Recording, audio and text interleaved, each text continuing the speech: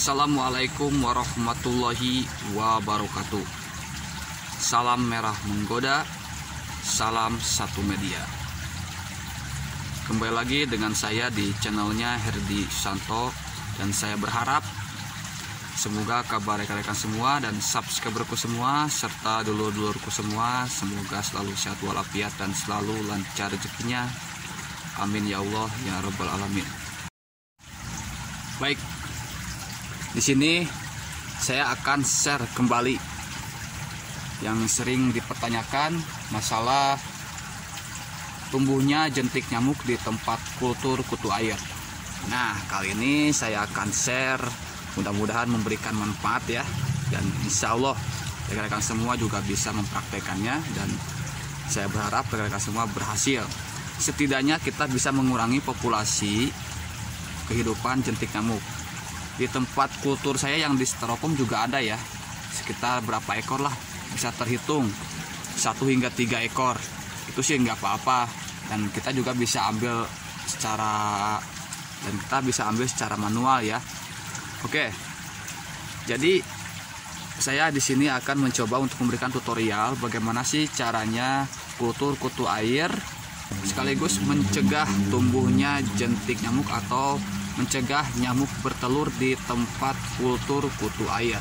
Oke, langkah-langkah yang harus kalian siapkan pertama-tama yaitu makanan kutu air ya, yaitu fermentasi ampas tahu yang sudah dicairkan, dan ada sayuran bekas. Bebas sih kalau untuk sayuran bekas, mau sayuran bekas apa aja, yang penting tidak terkontaminasi zat kimia atau zat racun, seperti itu ya.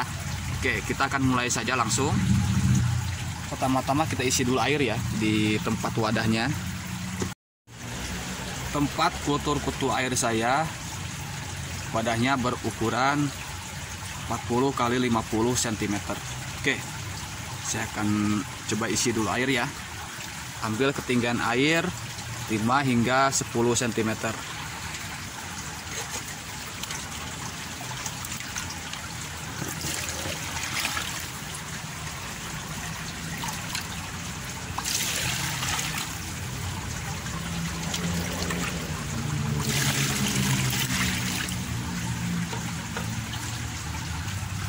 Oke, ini air sudah saya siapkan. Tuh.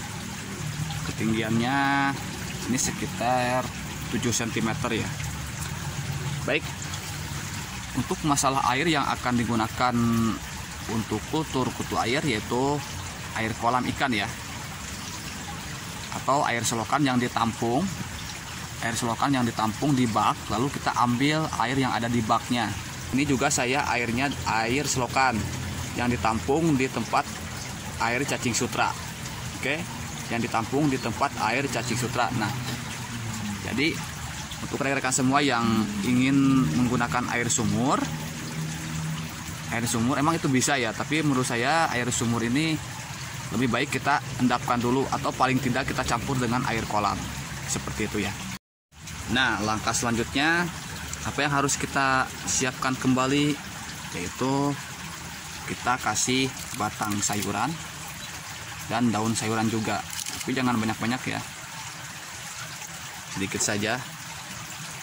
Kalau batang sayuran kita tambah nggak apa-apa ya, asal jangan daunnya saja. Kalau daunnya kita ambil sedikit saja. Nah, lalu kita kasih cairan fermentasi ampas tahu. Oke, nah, kita tuangkan.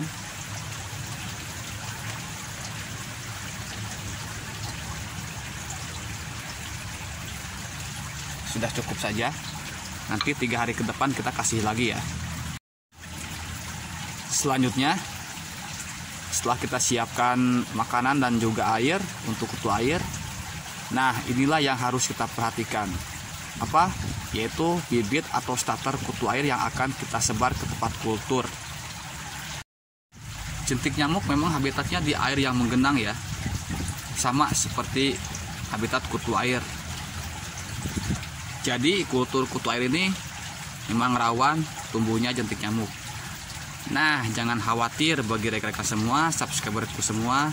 Sebenarnya kita bisa kok untuk mengurangi jumlah populasi jentik nyamuk yang ada di kultur kutu air. Dengan cara apa?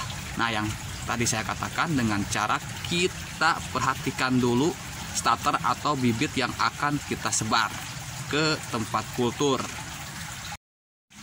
Oke, saya akan share starter kutu air yang bagus dan starter kutu air yang jelek. Ini dia. Nah, saya sudah siapkan ya. Coba diperhatikan. Menurut rekan-rekan semua, dulur semua, starter kutu air yang mana yang bagus? Coba diperhatikan. Yap, betul, yaitu yang sebelah kiri di tabung yang besar. Bibit kutu airnya yang bagus tuh yang sebelah kiri yang ini nih.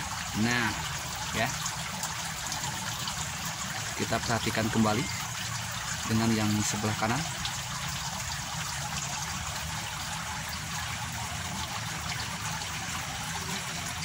Memang warnanya sama ya, tapi ada sedikit perbedaan, itu dari ukuran.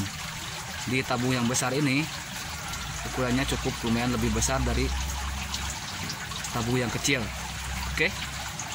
Nah, inilah starter yang bagus untuk kita kembangkan. Oke. Dan kita ambil starter yang sebelah kiri di tabung yang besar.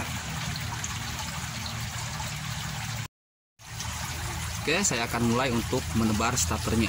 Kita ambil, tapi ini tidak disebar semuanya ya, hanya diambil beberapa ekor saja. Mungkin sekitar 20 hingga 50 ekor lah, itu cukup kok. Kita mulai, perhatikan ya.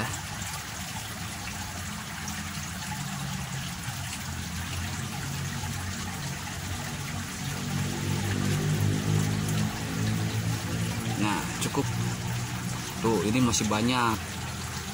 Ini buat ditebar lagi di tempat yang lain. Oke. Jadi hanya sedikit saja kita kasih starternya. Oke.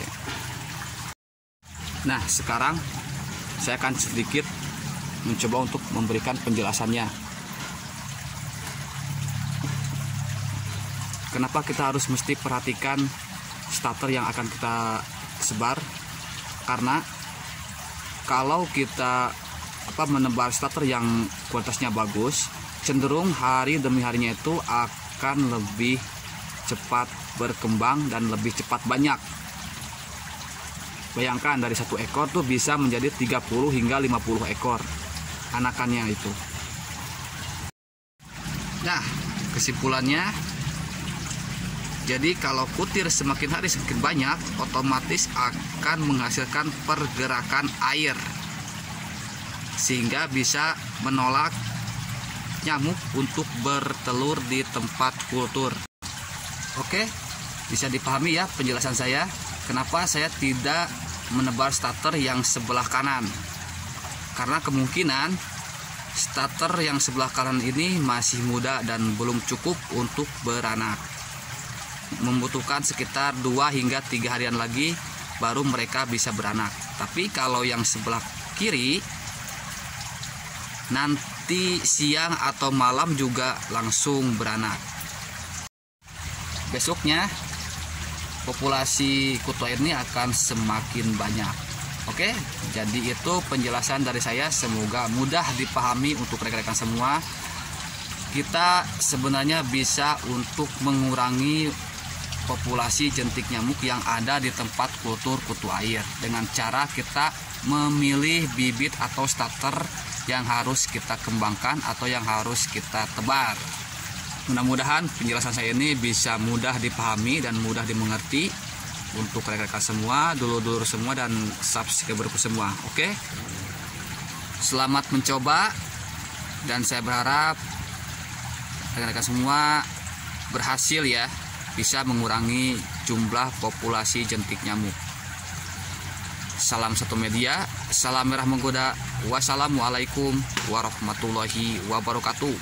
Semakin mantap.